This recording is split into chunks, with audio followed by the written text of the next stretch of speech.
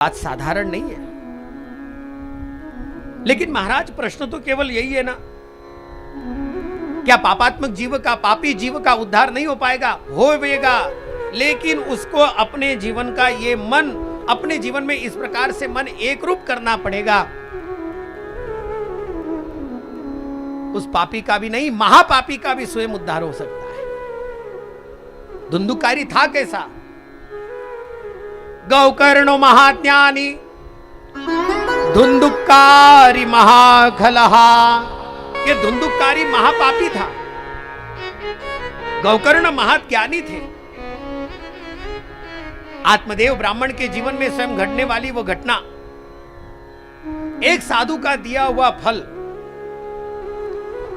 जिस फल को लेकर के आत्मदेव की पत्नी धुंधुली ने संशय उत्पन्न किया था, और उसी संशय के कारण धुंधुली के गर्भ से तो नहीं, लेकिन केवल एक नौटंकी लगा करके उसने जिस प्रकार एक बालक को जन्म दिया, ऐसा उसने कहा, वो धुंधुकारी नामक एक बालक जन्म लेता है, जो भयंकर पापी रहा। इतना पापी कि उसने अपने पिताजी के ऊपर हाथ उठा दिया, आत्मदेव के ऊपर हाथ उठा करके स्वयं आत्मदेव को मारने लगा।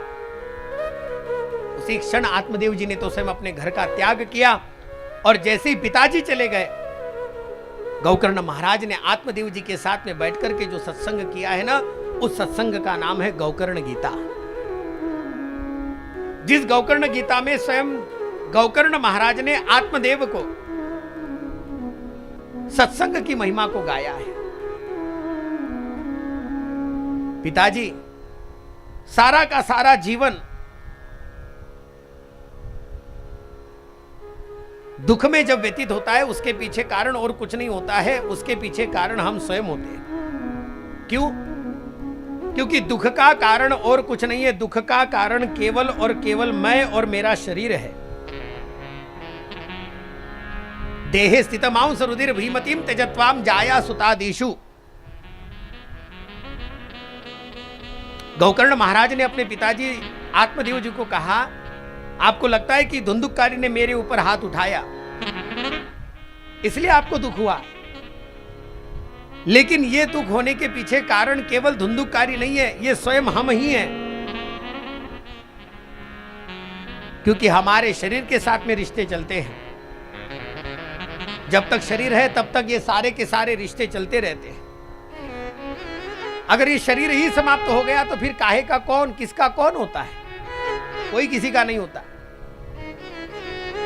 लेकिन पिताजी, आपको ऐसा लग रहा है कि मेरे पुत्र ने मेरे ऊपर हाथ उठाया है, ये आपको अपने दुख का कारण लग रहा है, लेकिन दुख का कारण पुत्र नहीं है, दुख का कारण हम स्वयं हैं।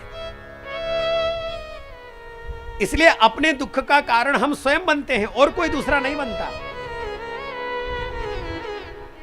और पिताजी, एक बात तो मैं आपको सत्य कह देता हूं, ये बात गौकर्ण महाराज की हम सब लोग ध्यान में रख लेवे, जब तक शरीर है तब तक सुख दुख चलना है। ये शरीर है मतलब दुख है, ये शरीर है मतलब दुख के पश्चात सुख है। क्योंकि ये शरीर ही ऐसा है जिस शरीर के द्वारा केवल और केवल दुख ही मिल सकता है कुछ क्षणों के लिए, और सुख ही मिल सकता है कुछ क्षणों के लिए। मैंने नहीं कहा, ये रामचरितमानस कहता है, मेरा कहने का तो कोई सामर्थ्य ही नहीं है, ध्यान में रखना। अपने मत को नहीं कह रहा हूं, संतों के मत को आपके सामने कह रहा हूं। संतों का ही मत है, और संतों का मत क्या है? क्षिति जल पावक क्षिति जल पावक गगन समीरा, हरि को पंचरचित अति अधम शरीरा। राम सिया राम जय जय राम, राम सिया राम जय जय राम। क्षिति जल पावक गगन समीरा, पंचरचित अति अधम शरीरा। राम सिया राम जय जय राम। राम सिया राम जय जय राम। मंगल भवन अमंगल हारी रहो दशरथ अजिर बिहारी। राम सिया राम सिया राम सिया राम राम सिया राम सिया राम।